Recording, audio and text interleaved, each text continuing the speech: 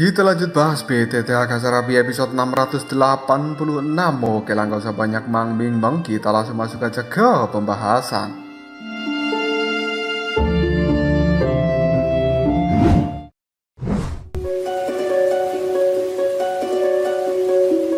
Di sebuah tempat lain dari wilayah api yang tidak berujung, untuk kali ini tiba-tiba saja bung zeng. Fluktuasi energi yang sangat mengerikan tersebar dalam seketika. Hal itu menimbulkan gejolak yang sangat luar biasa. Dan ternyata tempat tersebut merupakan tempat retreat dari seorang Mu Ying. Dia pada saat ini telah keluar dari retreatnya. Fluktuasi api suci yang sangat mengerikan pun menyebar. Dan tampaknya kekuatan Mu Ying telah meningkat. Di sisi lain, Xiaoyan yang telah menyelesaikan penjelajahan di portal dimensi untuk menuju dunia hantu telah menemukan sesuatu yang salah. Namun Xiaoyan tidak buru-buru mengatakannya pada Xiao Zifan dan juga Xiao Gui. Dan kali ini mereka telah berada di dalam ruangan khusus karena Xiao Zifan ingin mengatakan sesuatu pada Xiaoyan bahwa ternyata dunia hantu merupakan tempat yang terhubung dengan dunia bawah kegelapan karena pintu masuknya berada di dalam dunia hantu ini. Xiaoyan kemudian menyuruh Xiao Zifan bersama dengan Xiao Gui untuk menghubungi para petinggi dari wilayah api yang tidak berujung karena rapat yang sangat penting akan segera diadakan dan mereka juga harus menunggu kedatangan dari seorang Mu Feng. Mu Ying yang baru saja keluar dari retreatnya kini telah melihat dua sosok wanita yang tidak lain adalah Sun bersama dengan Yun. Dan kemudian Mu Ying bergabung dengan kedua wanita ini. Pandangan matanya terlihat aneh ketika menatap pada Yun. Namun Mu Ying tidak protes. Sepertinya dia paham bahwa Yun adalah wanita baru dari Xiaoyan. Xiao Zifan telah menggunakan sebuah kekuatan khusus untuk menghubungi para orang-orang penting di wilayah api yang tidak berujung, termasuk Sun dan juga Mu Ying. Akhirnya mereka bertiga pada saat ini segera menuju ke tempat rapat. Tidak butuh waktu yang lama, kali ini mereka semuanya yang merupakan para pejabat tinggi, orang-orang penting dari wilayah api yang tidak berujung telah berkumpul di dalam ruangan khusus ini. Dan kemudian Xiaoyan, raut wajahnya telah tampak serius. Detik berikutnya, pintu dari ruangan khusus ini terbuka dan ternyata yang datang adalah Mu Feng. Pandangan mata dari seorang Xiaoyan melihat pada Mu Feng dan kemudian dia buru-buru bertanya, bagaimanakah hasilnya? Apakah kau sudah berhasil mendapatkan informasi dari dunia hantu? Sun Mu Ying dan juga Yun melihat pada Mu Feng seolah-olah ingin segera tahu apa informasi yang dia bawa. Mu Feng pun kali ini meletakkan sebuah gulungan yang dia pegang di atas meja dan kemudian dia menggelengkan kepalanya sambil mengatakan, pemimpin wilayah api yang tidak berujung, segala sesuatunya mungkin lebih mengerikan dari apa yang kita duga. Di dalam gulungan ini ada informasi rahasia yang telah diberikan kepada kita oleh gedung penjualan intelijen luar angkasa. Silakan Anda buka dan lihat sendiri. Di dalam gulungan itu telah merekam berbagai informasi yang sangat berharga. Tanpa ragu lagi, Xiaoyan pun membuka gulungan tersebut dan kemudian membentang di atas meja batu ini. Di dalam gambar gulungan, kali terdapat sebuah alam yang cukup redup dan telah dikelilingi oleh udara hitam yang benar-benar pekat. Bahkan alam itu terasa mati dan tidak ada penghidupan sama sekali. Xiao Zifan bersama dengan Mu Feng kali ini berkata secara serempak, asap hitam itu bukanlah aura dari dunia hantu. Xiaoyan kemudian segera berkata, ini sebenarnya merupakan aura dari ras jahat asing. Mendengarkan ucapan dari seorang Xiaoyan, raut wajah dari Sun Yun dan juga Mu Ying telah berubah menjadi cukup serius. Mereka bertiga juga merupakan pengendali api suci dan telah menemukan bahwa dunia hantu diselimuti oleh energi ras jahat asing. Maka mereka memiliki kewajiban untuk menyelamatkan dunia hantu. Mu Feng tiba-tiba saja mengatakan, waktu penyerangan ini telah dilakukan ketika kau pergi menuju istana reinkarnasi 6 jalan untuk memburu api suci peringkat ketiga. Mendengarkan ucapan dari seorang Mu Feng membuat raut wajah Xiaoyan telah berubah menjadi sangat serius dan kemudian dia mengatakan, apa? Jadi dunia hantu telah diserang selama hampir 2 tahun. Sial, hal ini tidak boleh dibiarkan. Mu Feng kemudian menggelengkan kepalanya dan dia menimpali perkataan dari Xiaoyan. Mungkin bukan 2 tahun, hanya beberapa bulan saja. Karena di dalam dunia hantu, beberapa master yang hebat tampaknya telah menggunakan semacam kekuatan untuk mendistorsi ruang dan waktu dari dunia hantu ketika mereka merasakan krisis yang sangat berbahaya. Sehingga lorong waktu atau lorong dimensi dari dunia hantu menjadi sangat aneh. Pandangan mata dari para tetua yang berada di dalam tempat ini melihat pada Xiaoyan dan kemudian mereka pun bertanya, "Pemimpin, apa yang harus kita lakukan sekarang?" Sun Er, Yun Yun, dan juga Mu Ying juga melihat pada Xiaoyan sambil berkata, "Kakak Xiaoyan, kau saat ini adalah pemimpin sejati dari wilayah api yang tidak berujung. Kita semua yang berada di dalam tempat ini akan mendengarkan dirimu." Xiaoyan kemudian mengatakan, "Sun Er, kumpulkan sepertiga orang yang berada di wilayah api yang tidak berujung dan bersiap untuk menyelamatkan dunia hantu bersama-sama." Mu Ying tiba-tiba saja mengatakan, "Kakak Xiaoyan, sepertinya sepertiga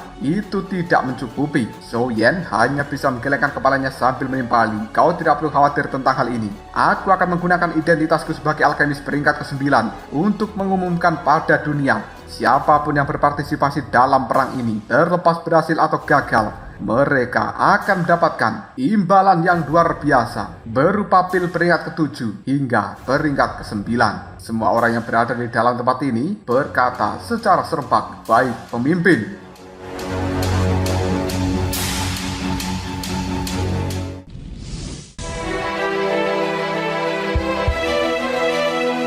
Kita berpindah pada dunia peri. Saat ini, Tetua Agung Eliza berkata pada Xiaoyi yang berada di hadapannya, "Pemimpin, posisi dari Dewi Yoji kita sudah berhasil menemukannya dan prioritas utama kita sekarang adalah menyelamatkan Dewi Yoji." Xiaoyi tiba-tiba saja menggelengkan kepalanya dan kemudian dia mengatakan, "Kakak Xiaoyan telah mengirimkan pesan bahwa ada pengkhianat di dalam Istana Seribu Besar. Dan diduga banyak informasi di dalam dunia seribu besar telah bocor pada ras jahat asing. Kali ini aku akan membawa beberapa pasukan peri elit untuk menuju dunia hantu bersama dengan kakak Xiaoyan untuk menyelamatkan tempat itu karena telah diserang oleh ras jahat. Dan ini bukan hanya masalah dari dunia hantu, tapi juga tentang nasib dari perang dunia kedua yang akan segera terjadi." Tetua Agung Eliza kemudian menimpali, "Baiklah, terserah kau saja. Bagaimanapun juga wilayah api yang tidak berujung telah berkembang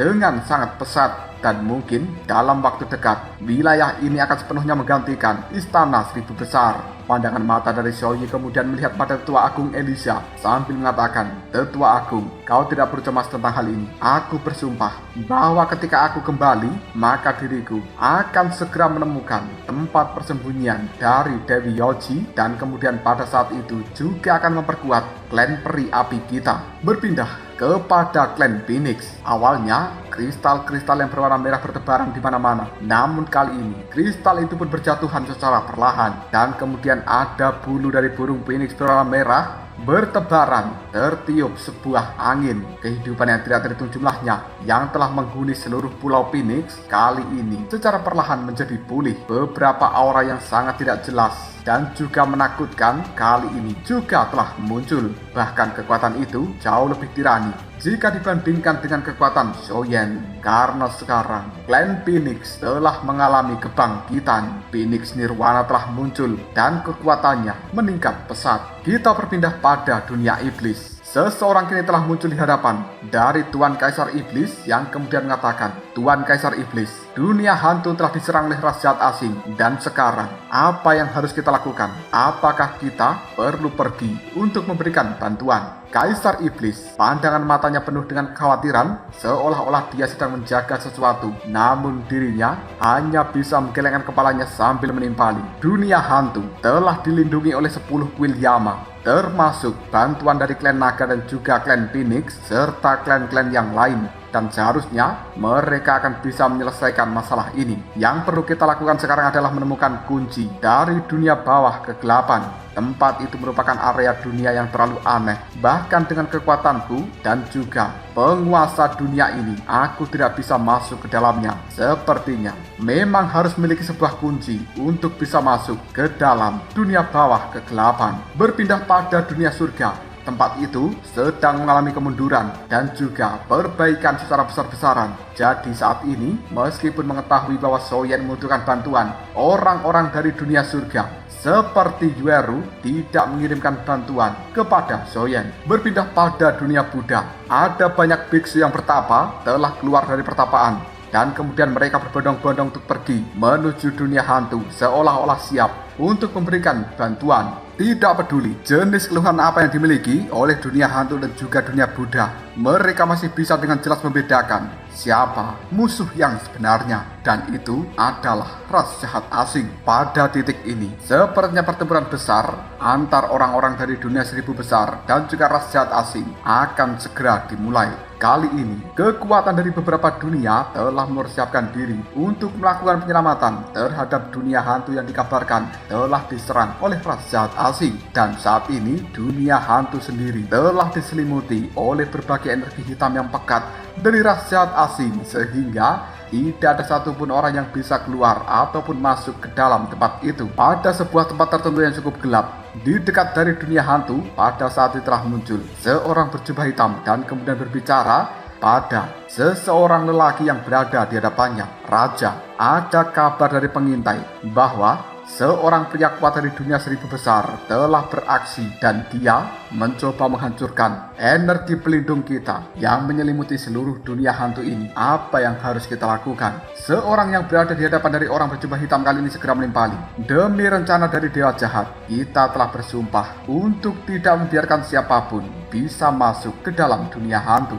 Kirimkan seseorang untuk melaporkan informasi ini kepada dewa jahat, dan sebentar lagi wilayah dari dunia hantu ini akan menjadi milik kita. Ini juga merupakan pertempuran pertama dari ras jahat asing untuk memperebutkan sebuah wilayah yang telah kita incar di dalam dunia seribu besar. Sosok berjubah hitam ketika mendengarkan hal seperti ini menghilang dalam seketika. Namun anehnya, sosok pemimpin yang baru saja mengatakan hal seperti itu, jika Soyen berada di dalam tempat ini, maka dia pasti akan langsung kenal bahwa orang ini adalah seseorang yang berasal dari domain pemakan jiwa, dan itu bernama Hong Song, yang merupakan murid kedua dari Tuan Pemakan Jiwa.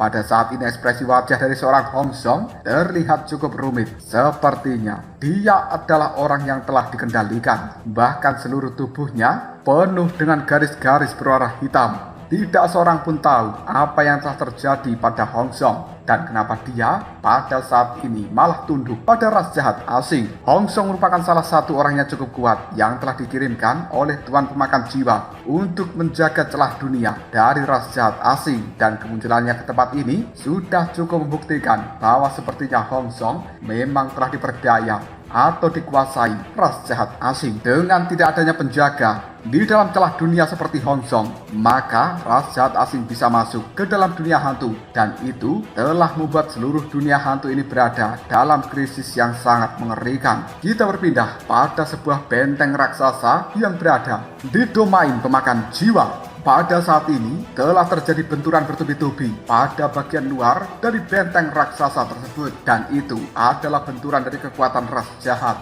Saking kuatnya membuat seluruh benteng bergetar dengan cara yang hebat. Seseorang telah datang untuk menemui Hao Nier, dan kemudian orang itu mengatakan, "Ratu, jika terus seperti ini, maka benteng kita tidak akan bisa bertahan lebih lama. Karena begitu benteng itu hancur, maka markas utama dari domain pemakan jiwa akan berada dalam bahaya yang besar." Dan kali ini, domain pemakan jiwa sendiri sebenarnya telah kehilangan lebih dari sepertiga pusat kekuatan mereka. Hampir separuh wilayah juga telah dikuasai oleh ras jahat asing. Begitu benteng hitam besar ditembus, maka seluruh domain pemakan jiwa ini mungkin akan hancur total. Seorang wanita cantik yang dipanggil sebagai seorang ratu adalah Hao Nier, dan kemudian dia melihat pada seorang yang baru saja berbicara yang tidak lain itu merupakan Bai Ze. Hao Nier pun kemudian bertanya, "Seberapa besar kekuatan yang kita miliki sekarang?" Bai Ze menggelengkan kepalanya dan kemudian dia mengatakan, "Lapor Ratu, masih ada 4 orang dengan kekuatan tempur tingkat reinkarnasi dan juga 7 orang yang berada di bintang 8 dosian.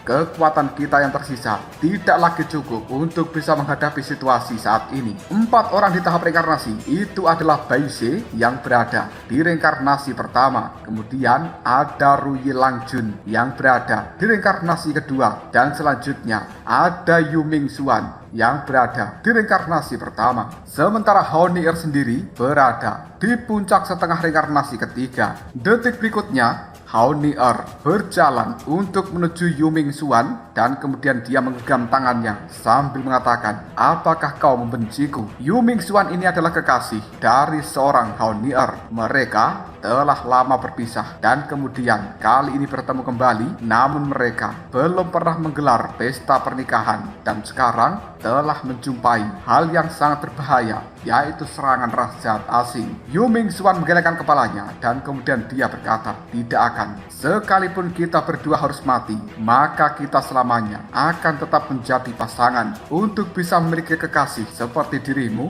aku tidak takut apapun, bahkan jika itu adalah kematian."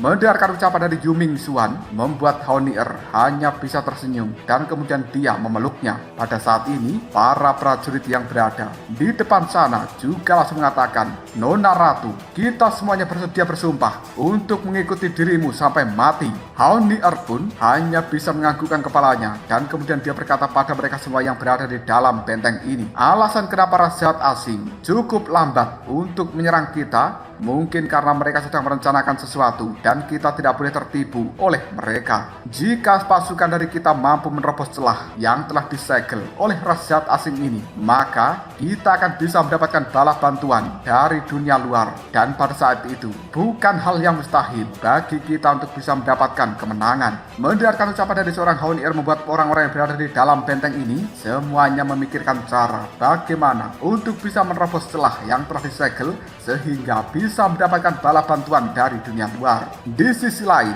pasukan dari ras jahat asing kini telah berkumpul di depan benteng hitam besar ini dan tiba-tiba fluktuasi energi yang sangat mengerikan telah muncul entah dari mana. Lalu itu berubah menjadi sosok yang cukup mengerikan. Para pasukan ras jahat asing memberikan hormat sambil mengatakan, "Selamat datang Dewa Jahat."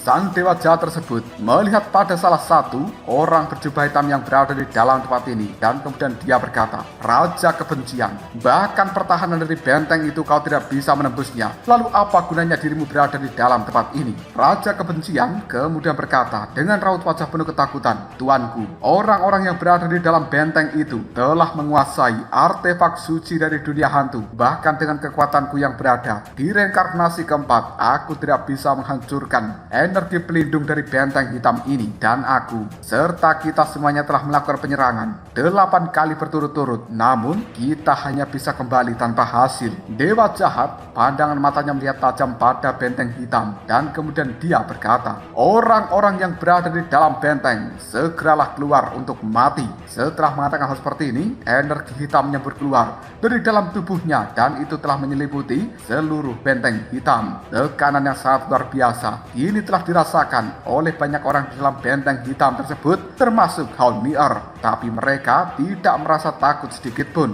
Dan sebenarnya dewa jahat yang telah datang tempat ini hanyalah tubuh energi, dan itu adalah dewa jahat peringkat ke-7.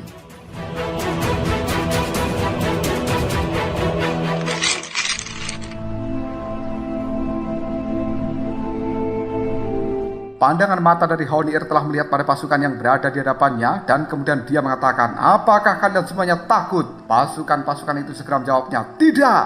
Honier sekali lagi mengatakan, "Jika begitu mari kita bertarung. Demi rumah kita, demi orang-orang yang kita cintai, mereka yang menerobos ke dalam domain pemakan jiwa harus dilenyapkan tanpa ampun." Mendengarkan hal seperti itu, puluhan ribu pasukan yang berada di dalam benteng hitam ini menjadi bersemangat demi mempertahankan wilayah mereka. Orang-orang ini tidak akan pernah mundur sekalipun harus mati.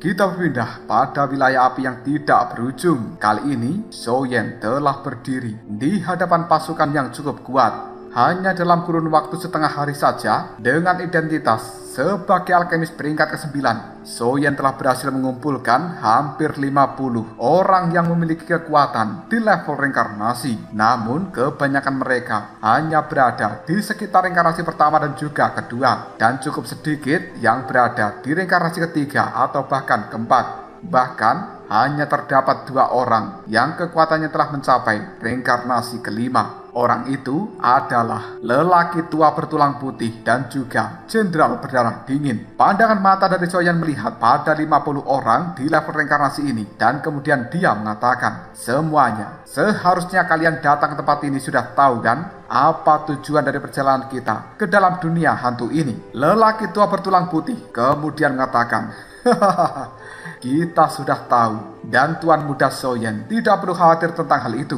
Jenderal berdarah dingin juga langsung mengatakan, perjalanan ke dalam dunia hantu ini bukan hanya untuk membantu Tuan Soyan, tapi juga untuk membuat ras jahat asing membayar harga yang mahal karena telah merusak dunia 1000 besar kita. Bagaimanapun juga ini adalah rumah dari kita semuanya dan dunia 1000 besar tidak boleh dirusak atau bahkan dikikis oleh orang-orang jahat seperti ras jahat asing. Berbagai orang lainnya cukup setuju dengan apa yang dikatakan oleh lelaki tua bertulang putih dan juga jenderal berdarah dingin. Selain 50 orang ini, sebenarnya juga ada banyak pasukan yang berasal dari wilayah api yang tidak berujung sendiri. Jika dihitung jumlahnya, mungkin ada sekitar hampir 100 orang di level reinkarnasi yang telah berkumpul di alun-alun besar wilayah api yang tidak berujung. Di samping Soyan, Mu Ying telah berjalan keluar secara perlahan dan kali ini dia telah menggunakan baju zirah yang berwarna perak.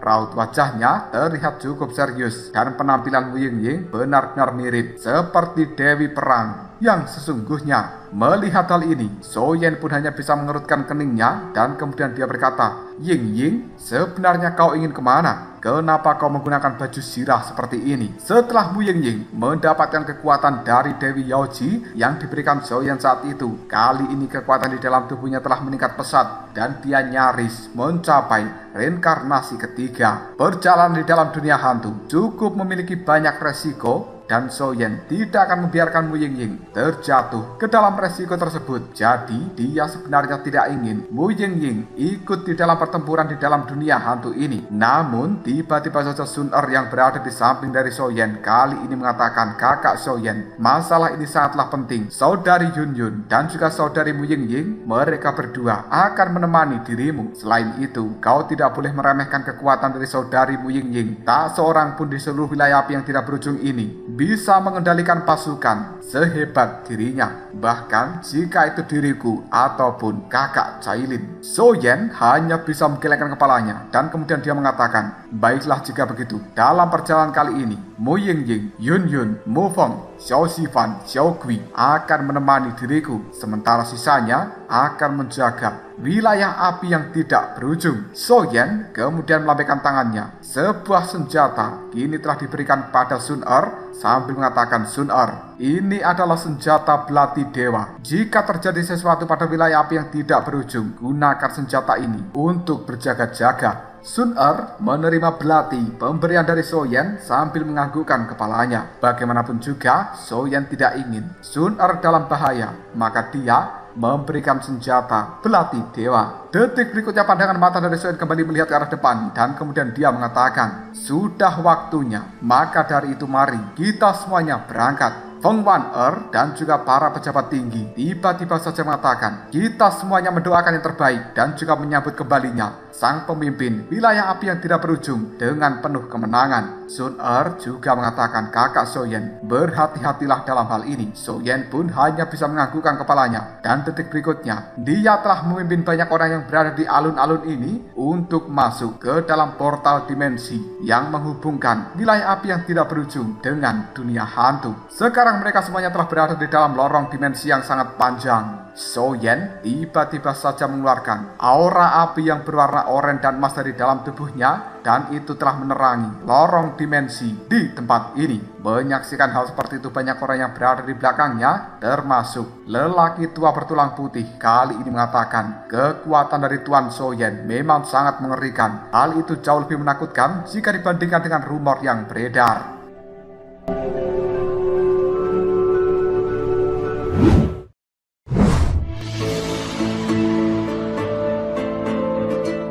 Soyan pun kemudian berkata, semuanya, dunia hantu saat ini bukan tempat permainan anak-anak. Jadi, tolong kalian jangan anggap remeh lawan yang akan kita hadapi, karena mereka semuanya adalah ras jahat asing. Selain itu, kita juga harus saling menjaga satu sama lain. Jika sampai ada satu pengkhianat di antara kita, maka jangan salahkan diriku apabila bersikap kejam. Namun tentu saja, jika kalian bisa bekerja sama dengan baik, maka akan ada imbalan. Di akhir dari misi ini, orang-orang hanya bisa menganggukkan kepalanya. Bagaimanapun juga, Soyen adalah alkemis peringkat ke-9. Menantang orang seperti ini, ataupun berkhianat, itu sama artinya dengan menjatuhkan diri ke dalam jurang neraka. Detik berikutnya fluktuasi energi yang berwarna hitam telah muncul di depan sana. Mufeng tiba-tiba saja mengatakan, semuanya lihat, apa itu yang baru saja muncul? Sebuah pilar batu hitam tiba-tiba saja berdiri tegak di depan sana, dan kemudian sepasang mata jahat telah muncul di atasnya. Lelaki tua bertulang putih tiba-tiba saja berkata, Tuan Soyen, sebenarnya itu adalah formasi dari raja jahat asing yang bernama formasi mata dewa jahat. Itu merupakan salah satu formasi yang sangat kuat. Aku benar-benar tidak menyangka bahwa sebenarnya seluruh dunia hantu telah ditutupi oleh formasi ini. Pantas saja tidak ada seorang pun yang bisa mengetahui aktivitas yang berada di dalam dunia hantu. Soyen kemudian bertanya, Tetua bertulang putih, mungkinkah kau memiliki solusi untuk menerobos formasi ini? Tetua bertulang putih hanya bisa terdiam dengan pandangan mata yang cukup rumit, karena sepertinya dia tidak mengerti cara menghadapi formasi seperti itu. Namun detik berikutnya, Jenderal berdarah dingin melangkah maju dan kemudian dia mengatakan, biarkan aku yang mencobanya. Tanpa ragu lagi, kekuatan yang agung dikeluarkan dari dalam tubuh Jenderal berdarah dingin ini dan kemudian berubah menjadi roda yang berwarna merah. Dia pun tanpa ragu lagi langsung melemparkan roda itu dan menimbulkan sebuah celah yang besar. Kali ini Jenderal berdarah dingin kemudian mengatakan, pintu masuknya telah terbuka, Tuan Soyen. Mari kita bisa masuk ke dalam sana. Soyen segera menganggukkan kepalanya. Baiklah. Namun detik berikutnya, celah yang baru saja terbentuk oleh roda yang dilemparkan Jenderal berdarah dingin langsung tertutup dan kemudian kekuatan hitam jahat keluar dari dalamnya. Hal seperti itu membuat Jenderal berdarah dingin tiba-tiba saja mengatakan, sial, ini buruk, keberadaan kita sebenarnya telah ditemukan, Tuan Soyen. Tolong segera putuskan apa yang harus kita lakukan. Soyen pun kemudian berkata, kita bertiga akan pergi ke domain pemakan jiwa, sementara kaum Mufeng akan membawa orang-orang yang lainnya menuju domain 10.000 hantu, dan senior Xiao Xifan akan membawa orang-orang menuju domain Jiwali. Ayo pergi. Setelah Soyen mengatakan hal seperti ini, dia pun telah memimpin pasukan untuk kembali masuk ke dalam celah yang hampir tertutup dan kemudian terbagi menjadi 3 kelompok. Kali ini, Soyen bersama dengan Yun Yun dan juga Mu Ying akan menuju domain pemakan jiwa. Namun, Yun Yun telah menemukan ekspresi yang cukup jelek dari seorang Soyen dan kemudian dia bertanya, Soyen, ada apa? Soyen menggelengkan kepalanya sambil menimpali, aku sebenarnya tidak tahu, namun jantungku berdebar-debar sangat kencang. Sepertinya ada sesuatu yang buruk telah terjadi. Detik berikutnya, raut wajah dari seorang Mu Ying juga telah berubah menjadi sangat serius, seolah-olah dia telah merasakan adanya kedatangan sosok yang sangat kuat. Dan benar saja, detik berikutnya ada awan hitam telah muncul di hadapan dari kelompok Soyen, dan kemudian dari balik awan hitam itu terdengar sebuah suara. Tempat ini bukan sesuatu yang bisa dimasuki dengan mudah oleh kalian. Mati saja di dalam tempat ini. Pandangan mata dari Soyen kemudian melihat pada siapa yang telah berbicara di balik awan hitam, dan detik berikutnya seseorang muncul dari dalamnya. Raut wajah Soyen telah berubah menjadi sangat jelek, pupil matanya menyusut, dan kemudian dia segera mengatakan, sebenarnya kau adalah senior kedua. Meskipun Soyen belum pernah melihat sosok dari senior kedua yang merupakan Hong Song tersebut, tapi karena dia memiliki hubungan dengan Tuan Pemakan Jiwa, secara otomatis Soyen pasti akan bisa merasakan aura dan juga mengenali orang ini. Namun yang tidak disangka-sangka adalah baru pertama kali bertemu, Soyen sudah bermusuhan dengan saudara keduanya, yaitu Hong Song yang juga murid dari Tuan Pemakan Jiwa.